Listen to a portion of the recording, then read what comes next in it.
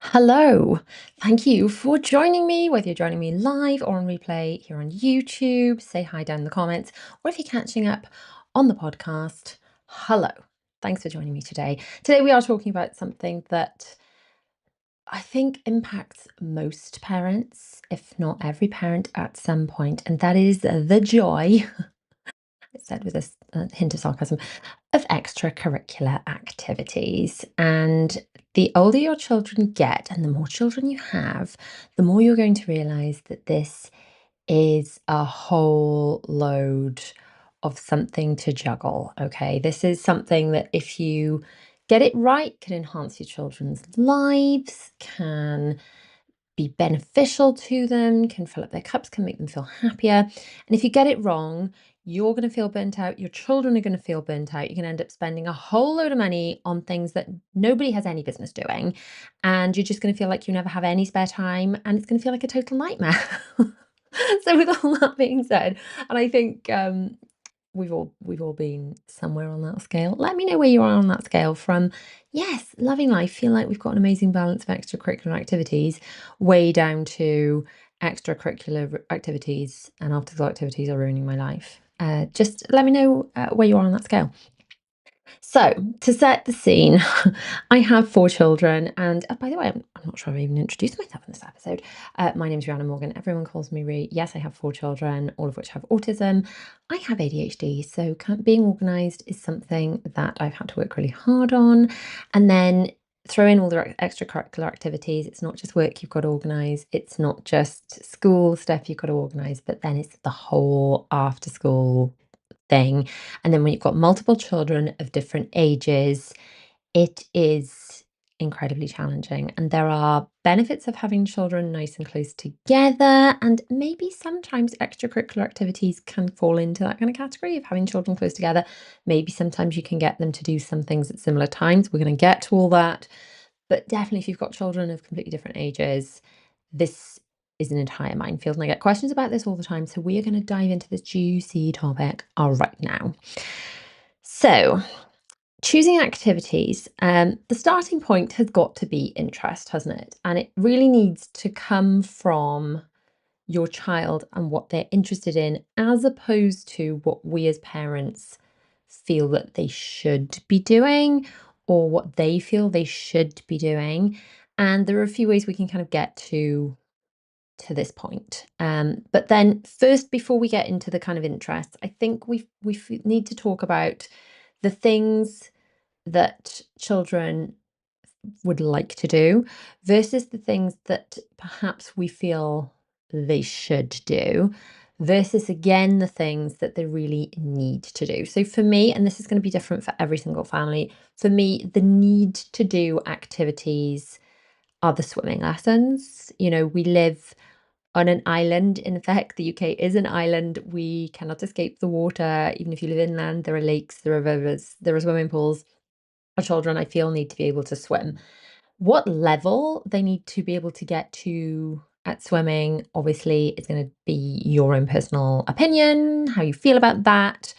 But for me, I feel that whether my children want to go swimming or not, it is one of those activities that even if they're not especially keen on it, we're going to pursue because it just is a life skill, isn't it? It's an essential life-saving, potentially skill if they were to fall in the water.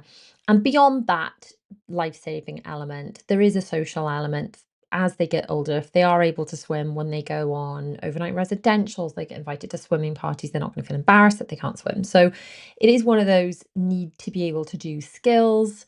But like I said, what age you kind of stop swimming, that is entirely up to you and your family. Now, my kids, my three little kids, all still do swimming lessons. Obviously, our eldest, who is in university, does no longer does swimming lessons. Will, who is 13, could probably stop now. Bella, who is 10, would probably be fine stopping now. If they never did another swimming lesson again, they're pretty competent swimmers. However, because Zara's still going, they sort of may as well still go. And I have been lucky enough, it took me a flipping age, but I managed to get swimming lessons where they were all in the pool, in the same pool, within sort of a back-to-back time frame. They're obviously at different levels. Our little one is 8 and isn't as strong a swimmer as the others. So she has a lesson first and then the others go in after her. But because they are in that situation where I can manage to do one event where they all have the same swimming lessons, I think that's probably one of the main reasons I've kept swimming lessons going. None of them are fussed on it, to be honest. It's all a bit of a, "Oh, do we have to every single week?" It's never something they look forward to, but it's kind of necessary. And while, as I say, Will and Bella could stop swimming lessons now, there is no harm in them becoming incredibly strong swimmers because obviously, if you were to fall in the water, you'd have clothes on and things. So you'd have to be an especially strong swimmer to counteract that extra weight and the shock. And the stronger the swimmer you are, then the better, I guess, chance you have of surviving. So how long we'll keep them all going is still yet to be determined. Obviously, it's entirely different if swimming is something that your child absolutely loves and that is something they really want to do, then it becomes something completely different. But for me, the must do, I think the only really must do is swimming lessons. Moving on to the sort of the should do activities. These are the tricky ones because these are the ones that come from peer pressure. Maybe we put these pressure on ourselves. Maybe the pressure comes from other parents at the school, often from family members that they should be doing piano, they should be doing this, should be doing that. But in my experience, when these activities come from a should do place as opposed to something that lights your child up and they're really excited to do, it just ends in tears. So, for example, our eldest picked up the violin when he was, oh gosh, how old was he? Quite young, still primary school.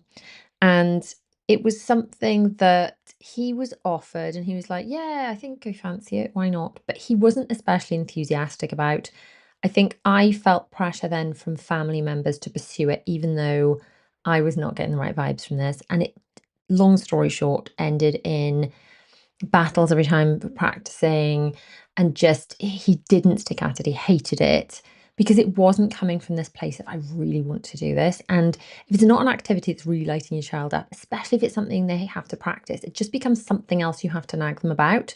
And let's face it, we need to pick our battles. Okay, we need to pick our battles over which things we want to nag our children about. So again, for me, if we go back to the must do things, it's not extracurricular activities, but stuff that has to be done after school.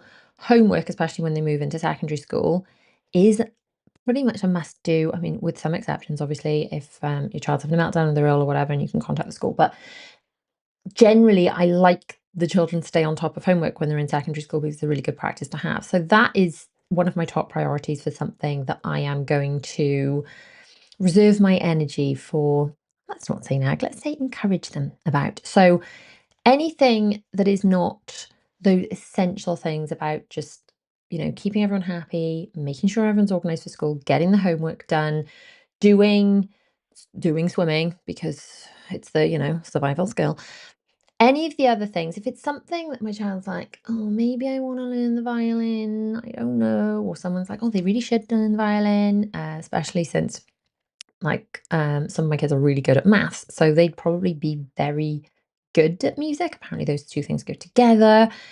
But if it's not lighting them up, they're not going to want to do it. By contrast, Dylan, our eldest, in lockdown, we were watching the film. It's the Beatles one where everyone forgets the Beatles. It's an amazing film. If you haven't seen it, it's called Yesterday. And there's a scene at the beginning where the guy's just sitting in like a beer garden, strumming the guitar, and he's like, "I'd love to be able to do that." So, well, why don't you? So he was coming up to 16. He had a guitar for his 16th birthday, and he has been obsessed, I tell you, obsessed ever since. It's not been a challenge for him to practice because he's been self-motivated to do that. And really, I guess this is what this brings me on to. The activities that your child loves to do are the ones worth spending everyone's time and energy on because it doesn't just come down to the monetary value, even if it is a free activity or a free club. I just absolutely love this. The quote's going around. I've heard it so many times before, but it was sort of summarized really well by Taylor Swift when she relaunched her new album. She was on some podcast, and this little snippet that's been going around, and I'm going to butcher the quote, but it's something along the lines of your time and energy should be treated as expensive because it is sort of it's a valuable commodity, and how you're choosing to spend your family's time and energy is important and should be treated as expensive. So really, only the extracurricular activities that really light your kid up, they really benefit from, are the ones going to be worth sticking at. That being said, there are there's a lot to be said for starting free trials and things to test the water with things. So before your child is starting any form of activity, have a look for free trials or taster sessions, anything like this where they can have a go without you having to commit, because sometimes they'll have this lovely idea of, I really want to do this activity in their heads, and then they go along and they absolutely flip and hate it. Other times, maybe they try something that they didn't think they were going to be that bothered by, and they absolutely love it. It turns out to be their passion. So there are so many free trials and activities out there. Seek these out. So, for example, my kids do karate, and when they started, they were given a 4-week block that they could try it out for. So during that 4 weeks, we didn't have to purchase the uniform. We didn't have to commit to anything other than paying week by week. So there was no sort of getting into the billing system. It was like a trial price. It was a trial system. It was just so much easier because it felt that there was no commitment. But then after the 4 weeks, I think that's enough time to know, do I like this? Do I not?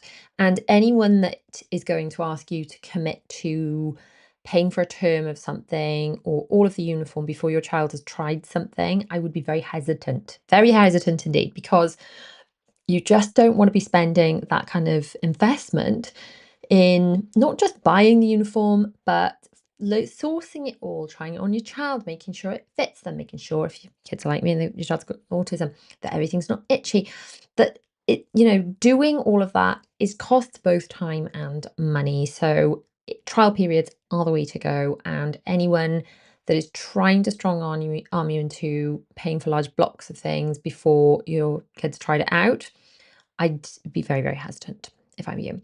Um, it is very worth considering scheduling and overscheduling. Okay, so this is something I think, and this is coming back a lot to the should word. We should do this, and this is the parenting guilt coming in. Oh, my child should be doing this, they should be doing that. Or little Jimmy down the road is doing this, and I should be doing this, should be doing that. And it could be so easy to massively overschedule our children, and this can lead to burnout for everyone involved. Okay, especially for children like mine, they have autism, then they need that white space and that breathing space in their days, in their calendars. And when there's something different every single night of the week or all weekend, that can just feel incredibly draining, not just for them, but also for you. And ultimately, if you're going to be burnt out, then you're not going to be able to show up and parent your children the best way you possibly can. So have a little think what's going to work best for your family. I would suggest either loading up your weekends or loading up your weeknights, and avoid doing both. So we've done both over the years. We've had calmer evenings and then busier weekends. And our eldest used to do drama, so a lot of the drama and stuff would happen on the weekends. So we've been there, we've done that, but you've got to remember with the weekends, it can be really restrictive if you want to go away, and also remember on the weekends, it's sometimes your one chance to not have alarms telling you what to do. So for me, we're very much working by alarms all week. And even though the children probably get up at a similar time on the weekends, it's so nice not to have to dash, dash, dash, right? Quick, quick, quick, breakfast, dress, move, that nagging, move, move, move. And to have more kind of slow, chilled mornings on the weekends. So while years ago we did used to load up the weekends and have more chilled weeknights, we now avoid booking things in on the weekends that are sort of regular paid for activities, because other things will always come up on the weekends. There'll be trips that we want to go on. Maybe we just want to do a little bit of nothing, not have to be anywhere. But also, there'll be birthday parties and things.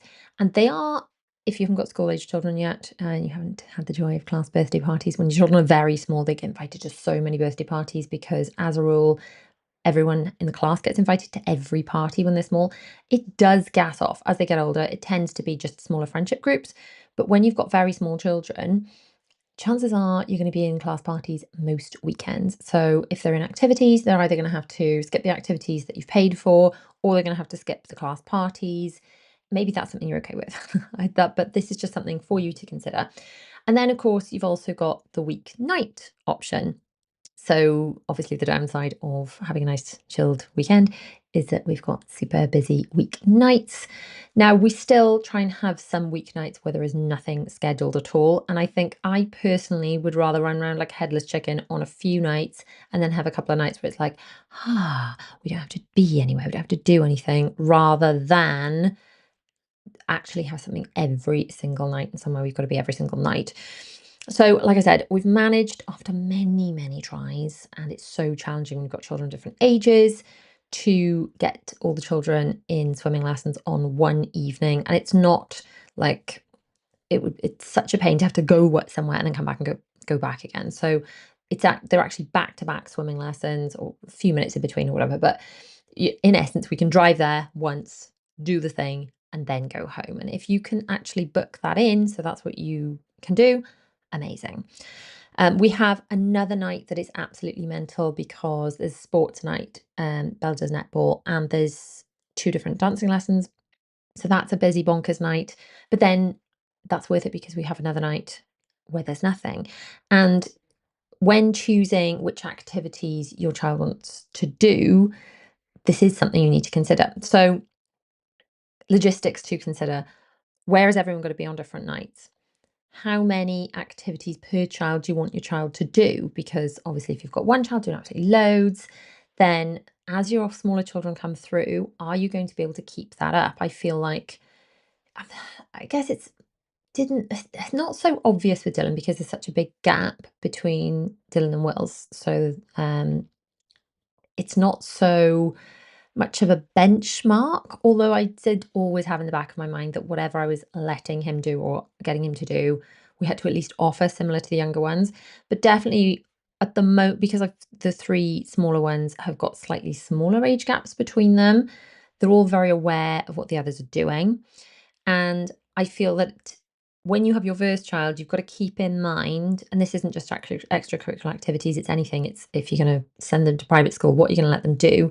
You're probably going to have to let the other children do at least the same. So don't go setting standards for one that you can't match for the others. And that is just sort of something I've tried to keep in mind. Whether we've managed to balance it or not, I don't know. But that's something that I've tried to keep in mind.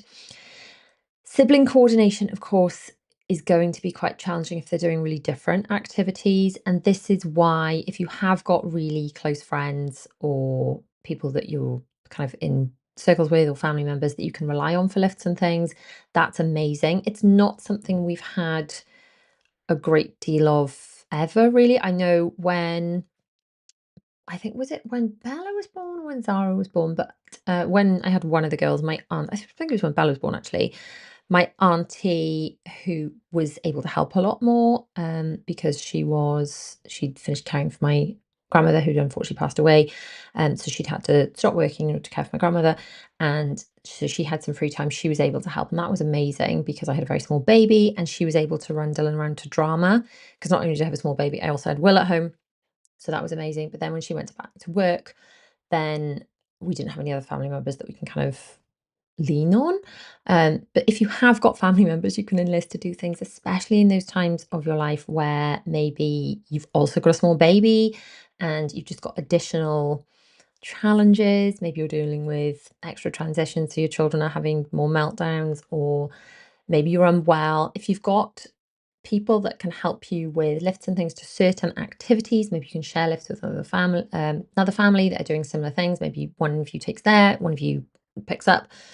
Then do that. Now I understand that if you've children like me have autism, it's not something that's going to be as easy to do. And I've always found this that so many other families I see sharing lifts and things, yet my kids aren't necessarily comfortable going places with people because they need that familiarity. And also, I'm really aware that if we are giving lifts or responsible for other children as well on a regular basis, my children, when they've got other kids around, maybe still feel the need they've got to mask a little bit and can't kind of unmask and let it out and have the moments and the big feelings that they perhaps need to let out that I need to process with them. And it's a bit more challenging. And I find this, it's not so bad for like little short hops and things, but when there've been activities, there's been a much longer drive to do, I've really shied away from sharing lifts and things when it's been like an hour drive or something, because I know if my kids have been somewhere, they've had a really big day, they need that time in the car to properly decompress, which they can't necessarily have if they've got someone else there with them.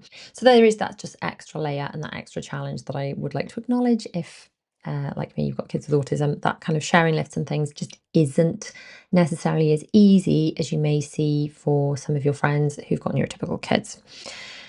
Right, some other factors to take into account. So, the lesson factors for these extracurricular activities you want to be thinking about. You want to be asking, what are the actual fees going to be? Are there fees for joining? Are there fees for the lessons? Are the fees paid week by week? Are they paid direct debit? Are they paid standing order? Are they paid monthly? Are they paid termly? These are the questions you want to be asking before you commit. How much is the uniform going to be? And will there be like extra uniforms for shows or exams or costumes or kits or whatever? What will be not just the baseline costs, but what are the other costs going to be? And this is where it can be quite beneficial, not just to speak to the person that runs the club, but also to speak to other parents about their actual experiences when they've been to certain places. And this is really helpful if, if your kids want to start like dancing lessons or something, speak to the other parents at the school and say, right, where does everyone go for dancing lessons? How do you find it? What's the commitment like? Is it just you go for a lesson once a week? Or is it you go for a lesson once a week and then you've got to go like to drive all over the country for shows and things? Is this something you're going to be able to commit to? Is this something that is going to be manageable within your family? So again, going back to the example of our eldest, so he was in drama and he was in like an agency to do adverts and TV and stuff like that. And initially, this was just when we had Dylan and Will, so a lot easier, just, two kids. And he'd be invited to do auditions. We'd have to drop everything, drive to London, quite a big deal. And I just realized, especially when I was coming up to having Bella, I was pregnant again, I just couldn't keep doing that. And especially when the other children had school too, it just became too much. Then he did still do drama and he still did auditions and things, but we had to put boundaries in to how far we travel. And it was just, within a certain radius of where we lived and things, because it was just becoming too draining. And if he'd been our only child, that would have been something I might have been able to commit to, but it just became totally unmanageable. So if something is running away with you and you're finding one of these extracurricular activities is taking over your life, then it is okay to assert those boundaries and explain to your child, explain to whoever's running it that that's just not going to be workable, it's not going to be manageable, and you're going to have to pull back, make changes, or move away from that activity. It is also okay to try different places. So maybe one dance school will send you all over the country for different competitions every single weekend, and that's not something you want to do. Maybe it is, I don't know. But maybe another one won't do competitions, they will do shows. Maybe one of them will be really big on exams, and maybe one of them is really strict with uniform. You've got to have like no hair out of place and things. And that's how dancing was when I was in school, like growing up, and I did all my dance classes.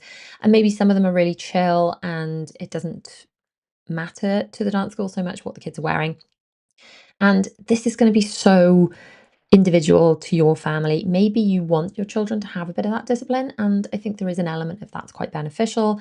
Or maybe you just want your kids to have a really informal experience. Maybe you prioritize them doing shows and performing. And I know that doing shows and performing has really given me so much confidence over the years. I think it teaches you lessons about, the whole show must go on thing that really translate into adult life, regardless of what you're doing, regardless of whether you're ever going to end up on stage. If you're going to have to stand up and do a presentation in university or in your workplace, then it's not going to be nearly as daunting if you performed on stage as a kid. It's just a life skill that I personally believe has really, really helped just with confidence. That show must go on mentality, when your wig falls off on stage. That actually happened to me when I was a teenager.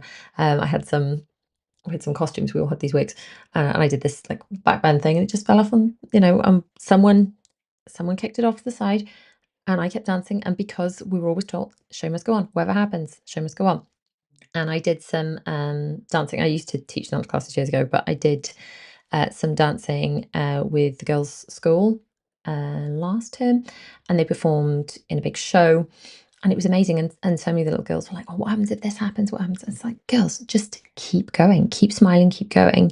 And the lesson they take away from that is, you know, if stuff happens in life, then you can keep smiling, you can keep going and not let the little things drag you down. So, um, the girls that I was, teaching the dance with, they performed, they did so well, but one of them had a bit of a costume malfunction. She absolutely aced it. She just stepped out of this, she had like this cardigan around her waist, she couldn't get it off. It was supposed to be like untied, she's supposed to take it off. She just stepped out of it, just kicked it off to the side like an absolute pro. And I think the lessons that these kids take away from things like performing are, it's okay, these little things aren't going to get me down, they're not going to stop me, I'm going to keep going. And that can translate then as an adult. If you're trying to do a presentation and the tech fails, you're just like, do you know what? It's okay. We're just going to wing it because you've got that kind of skill set. So many activities are going to give kids beneficial lessons they can't actually learn in school necessarily. Like teamwork, working together as a team, and having those friends. And so many friendships that I carried into adulthood were from people that I danced with, and I was so close with my dancing friends. And it's probably the same. I never did team sports, but it's probably the same when your kids do team sports. They really form close friendship bonds and things. So there are so many benefits to having these extracurricular activities, and they're not necessarily the ones that you think. You think, well, kids doing sports, so they're going to be fitter, which obviously they will. Or maybe they'll, I don't know, whichever benefits you think that they're going to have. But ultimately, the friendships that they make are going to be hugely beneficial. The life skills they pick up are going to be hugely beneficial. And I think this is especially important. Like, I mean, last week we were talking about moving in from year 6 to year 7 and moving up to secondary school. If your kids have done extracurricular activities beyond the school, so obviously if it's just not a school club, you're still going to mix with the same kids. But if they've done dancing or netball or karate or whatever, then chances are when they go up to secondary school, they're going to know a few kids, maybe from their year, maybe from other years, and they're going to have also those familiar faces. So that's another massive benefit. But yes, these hidden costs versus the benefits really are worth looking out for. Are you going to be expected to go from doing one lesson a week to every single night and be charged for all of those? Are the costumes going to be obscenely expensive? Is there going to be a lot of travel involved? Find out all of this before you fully commit, and not before you do a taster, but before you fully commit to signing on the dotted line, paying for all the uniforms and all the things. So yes, the social side of extracurriculars is absolutely huge. Your children will make amazing friends, and maybe you will too. So maybe you will socialize with the parents that your kids do extracurriculars with more, even than the school gate parents. I think when your kids are really small, then you see the parents so much because everyone is there at the same door with your youngest child. And as the kids get older, you tend to sort of still be picking up the younger ones first. You see those parents more. You see the parents of your children's friends less and less as they get older, I find, because again, it's not every single class party that every single parent's going to. So maybe you'll find you're socializing with your kids' friends' parents from extracurriculars more than from school. And having a look at what sort of social aspect goes alongside these activities can sometimes be a little bit of a bonus if that's something you are interested in. We can't talk about extracurricular activities without talking about getting organised for them.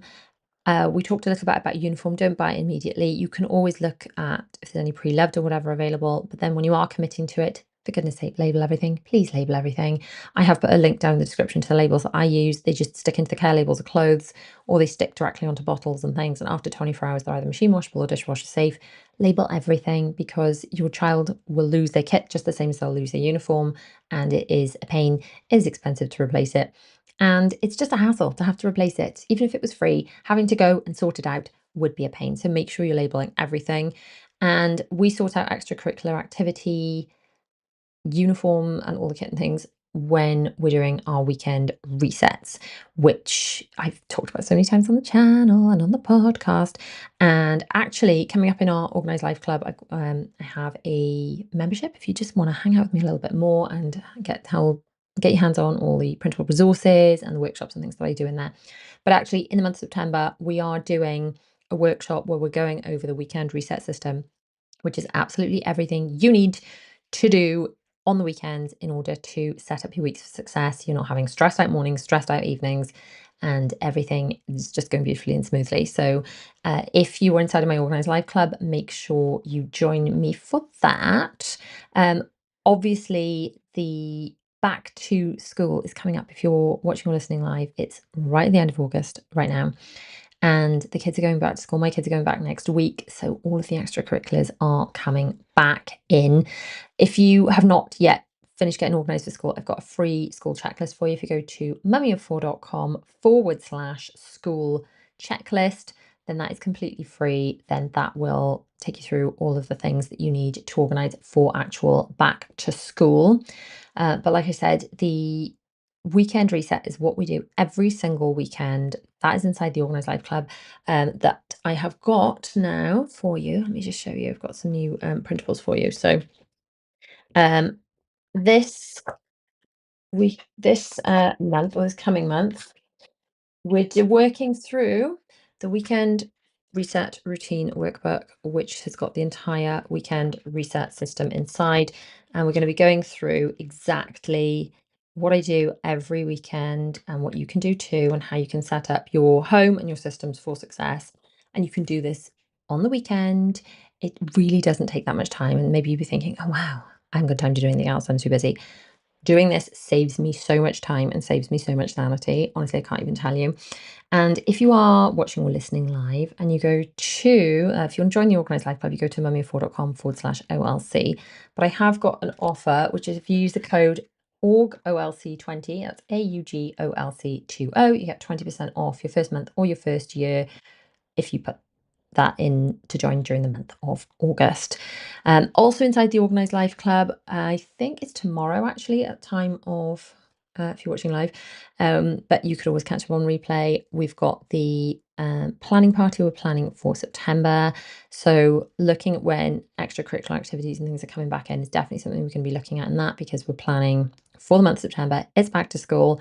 So we're reflecting on the past month, and then we are planning for the month ahead to make sure that we can save our own sanity and do the things that we want to do in our lives and actually have the breathing space to enjoy it. Because as parents, especially parents of neurospicy children, you know that's it's a lot to juggle. So that's what we're going to be doing. We do that every month. There are new printables inside of there, so make sure you grab the printables before the workshop starts or before you watch or listen on replay. The replay will be inside of the club, but also on the secret podcast. You can just listen to that and you can fill out your planning pages along with me. What else do I need to tell you about? I'm sure I need to tell you about some more stuff. Oh yeah, the other thing that's really exciting actually. This is the large version of it, but my super awesome kids binder starter pack is now ready. It is live inside of the club, and it is the kids version of my printable planner. So the kids have been using binders. If you've watched my recent cruise vlog series, apologies if you're listening on the podcast, you can't see it what I'm holding up now, but I'm holding up an A5 binder. These binders have been amazing, and these super awesome kids binder printables, you just tell your printer to print an A5, pop in that A5 paper.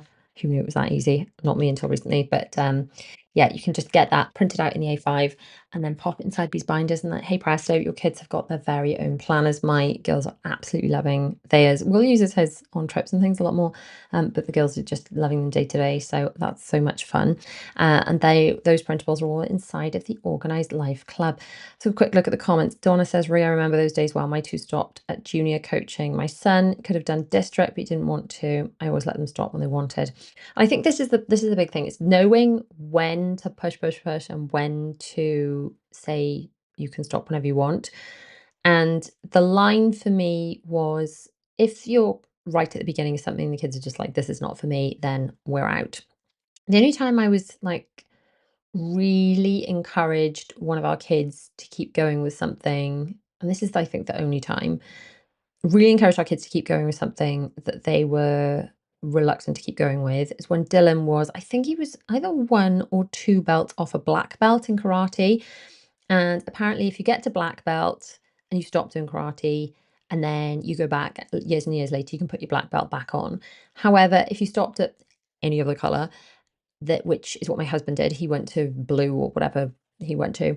If he started karate again now, because it's obviously with a different club, because the club he went to when he was a kid doesn't exist, he would have to start all the way back at the beginning, which is the white belt. And also the black belt in karate is, it gives you extra UCAS points.